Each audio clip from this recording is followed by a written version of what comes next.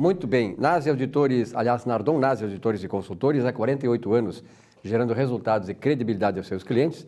Daqui a pouco nós vamos ter novidades em relação a Nardon Nasi Auditores. Aliás, o Nasi já está aqui, daqui a pouco vai começar a conversar conosco. Planalto conectando destinos, conectando pessoas. Sulpetro em favor da revenda e do consumidor gaúcho. E Celulose Rio-Grandense há mais de 40 anos contribuindo para o estado do Rio Grande do Sul. Lília Sabrina da Cunha, como é que foi a semana? Bem, muito boa. Nasi, prazer em tê-la aqui novamente, vamos conversar daqui a pouquinho. Lília, eu trouxe aqui um presente para te dar para o cachorro do teu marido. O cachorro do teu marido, Sim, o cachorro é aquele que ele tem, sabe? Aqui, ó, Dom Perro, adulto, né? Eu sei que o cachorro dele é um policial, né? É belga? É. Policial alemão. Como é que tem tantas informações Bom, assim? eu estou sabendo. Então, Dom Perro, né, que é da Baur, da Nutri-Baur, e é um lançamento que eles estão tendo no mercado, um relançamento, alimento completo e balanceado para o seu amigo pet. Entre aí no Facebook, né? Facebook/Nutribaú ou nutribaú.com.br e tenha mais informações. Você encontra isso aqui. Aliás, as pets de Porto Alegre já estão fazendo encomenda. Realmente é um alimento que, se a gente, de repente, está com muita fome, até pode substituir, né? Pode ser, né? Tem gente que até come e gosta, né? Pessoas que provam. Eu tenho amigos meus que provaram e até gostaram. O problema deles é passar na frente das pets agora, né? O cara nem passa, porque senão vai dar vontade de comer. Mas então tá. Nasi, prazer em tê-lo aqui novamente no programa, né? Nós temos conversado muito quando o Nasi vem aqui sobre a questão macroeconômica do Brasil. E nós sabemos aí que agora o orçamento do ano que vem foi mandado para o Congresso, aquela confusão lá, um déficit de 30, diz o governo, 30 bilhões de reais. Enfim, Nasi, não caiu o ministro ainda, mas a situação dele está complicada, né? Está muito complicado. Eu acho que nós temos uma situação muito difícil, política, logicamente, que ele não está tendo apoio para fazer o que queria fazer. E o que tem que fazer? E tem que fazer. E tem que fazer mais do que ele. Inclusive, eu já tinha dito num programa anterior aqui, eu acho que ele está fazendo, os planos dele são muito limitados para resolver o problema. De qualquer maneira, era o início, né? Então, na minha opinião, ele só está segurando para não cair o grau de investimento brasileiro, para não se sentir responsável por isso aí, mas não tem nenhuma possibilidade de êxito se continuar no cargo, no meu modo de entender. Isso já está havendo um sentimento político, sentimento também na economia. Se fala com os empresários, vê que as coisas não andam, nós estamos no mês começando de setembro e até agora as coisas não se resolveram a nível federal, nem politicamente, e muito menos economicamente. A situação é grave, muito grave. Alguns setores, né, começa pelo automobilístico, chega a doer quando a gente passa ali em Santa Rita, vê ali o velódromo lá totalmente cheio de carros, a GM cheia de carros. E os investimentos que estavam vindo para cá, inclusive, estão suspensos? Suspensos.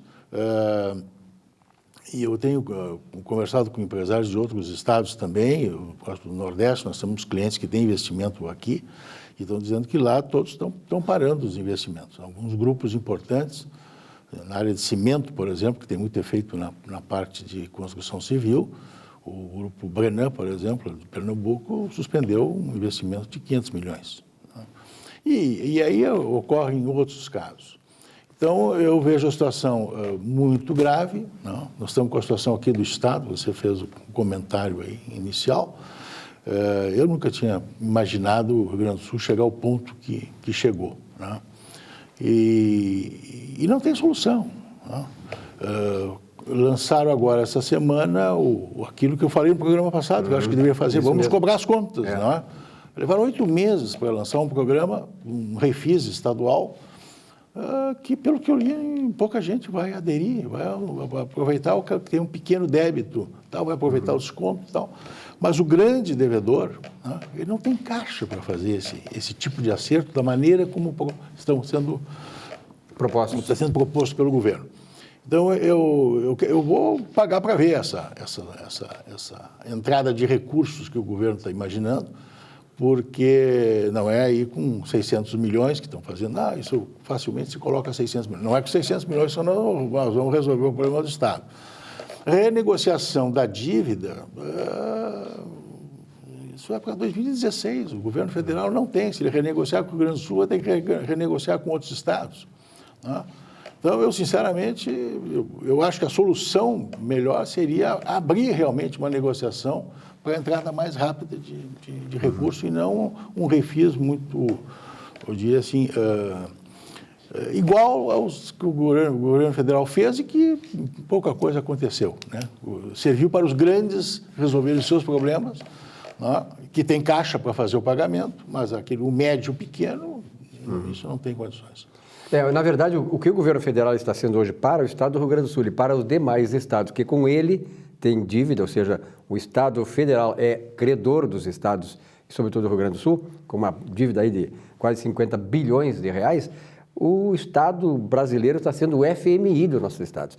O PT, que criticava muito o FMI, está sendo hoje o algoz das economias confederativas, assim como o FMI era do Brasil. Quer dizer, então, eu acho que aí também falta autoridade. Isso que nós estamos no primeiro ano como diz o José Simão, da grande chefa toura sentada, né? Primeiro ano, quer dizer, tu imagina, ela não consegue sair em público. Eu acho que falta autoridade para o governo, acho não, certamente já falta autoridade, e a questão ética e moral, o governo não tem mais ética, não tem moral, não tem autoridade. Então, como é que vai se resolver isso? Porque nós temos 3 anos e pouco mais, e não vejo essa solução, a não ser política institucional. Não, é que eu te falei no programa anterior. Para mim, a crise econômica, ela já era conhecida, foi agravada, ela é grave, em todos os sentidos. Macroeconômico, tem todos os problemas ainda, Lava Jato no meio, etc. Tudo isso complica, mas a crise é essencialmente política. Tem que resolver o problema político primeiro, ou com o afastamento dela. Eu acho que, sinceramente, está tudo encaminhado por uma saída honrosa para ela. É o Hélio Bicudo. Assim como o Levi vai ter que ter uma saída honrosa, com os bancos apoiando, etc. Para ela vai ter que ter uma saída honrosa também. Sugestão do Hélio Bicudo, um dos históricos do PT. Quer dizer, não só ele, a Heloísa Helena, nessa semana também está dizendo, olha, o que ela diz do Lula. Eu não imaginava que ela tivesse tanto conhecimento do caráter do que é esse cidadão. Quer dizer, nem sei se dá para chamar de cidadão. Mas vejam na internet aí o discurso que ela fez, ela é vereadora lá em Alagoas, não sei onde é que ela é vereadora. Então, olha, ela senta-lhe um pau no Lula e diz exatamente aquilo que eu nunca me enganei com relação a essa figura.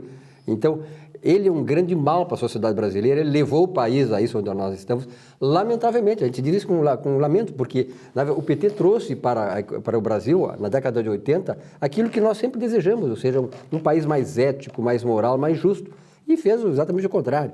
Então não se vê um quadro assim, né, Lília, tu que acompanha essas coisas também, quer dizer, um quadro que possa fazer com que neste governo nós possamos recuperar isso. O que eu percebo é que externamente nós carecemos de bons exemplos e que os empresários, na verdade, não podem ficar esperando que esse contexto mude para tomar uma atitude, né? Então, até o Nazi está aqui para nos trazer exemplos de o que ele tem visto em termos de consultoria, de auditoria, que tenham sido estratégias adotadas pelas empresas, pelos empresários, como um ato de coragem até, de uma tentativa de reagir diante da crise, enfim, porque a gente também não pode ficar esperando o nosso cenário macro melhorar para que a gente se mantenha nesse mercado, né? Eu tenho participado de alguns eventos, e esses dias estava em São Paulo ainda, o que o empresário o diagnóstico do empresário é, vamos esquecer o que o governo tem aí, o que está para nos oferecer, vamos resolver o nosso problema da maneira que cada um pode resolver o seu problema.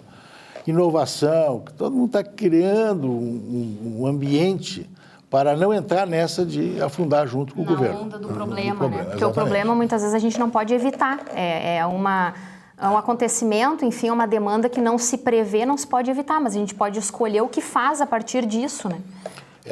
Nós, por exemplo, na nossa empresa, nós fizemos um programa agora de um serviço especificamente dando a condição de sustentabilidade para a média empresa, especialmente. Não a pequena está mais para a Sebrae e tal.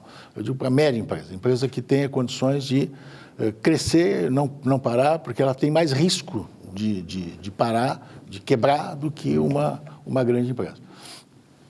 Então, se nós vamos ficar esperando, né, que o governo venha aí com soluções bolantes, mágica, não, para nós não vai acontecer. Então, nós vamos sair a campo para realmente, junto com o empresário, buscar alternativas de sustentabilidade, de crescimento, de buscar alternativa de melhorar o faturamento, ou manter o faturamento, ou manter o lucro, etc. Porque se nós vamos esperar por solução política e econômica, eu já falei aqui, continuo achando que é 10 anos o negócio para arrumar a casa. Não é? Por muito menos aqui no Estado, nós fizemos a Revolução Farroupilha em 1835, por muito menos. Então, está na hora, quer dizer, já devia ter sido discutida essa dívida do Estado na sua essência, né? Porque não é que vai se pagar a dívida, mas em outras condições, entende? Tem que viabilizar isso. Viabilizar o Estado, dar condições. É lastimável que chega no final do mês, paga R$600, como fosse uma mesada de classe média para baixo. Tá certo. Nazi, eu espero que tu venha mais seguido aqui, porque eu acho que realmente esse momento econômico é importante, esse tipo de análise, assim, isenta uma análise bem centrada, porque eu acho que a gente necessita também fazer isso e passar para o espectador, nosso telespectador, sobretudo, essas questões que estão aí pululando na economia. Um abraço, uma boa semana. Obrigado. Um rápido intervalo, já voltamos.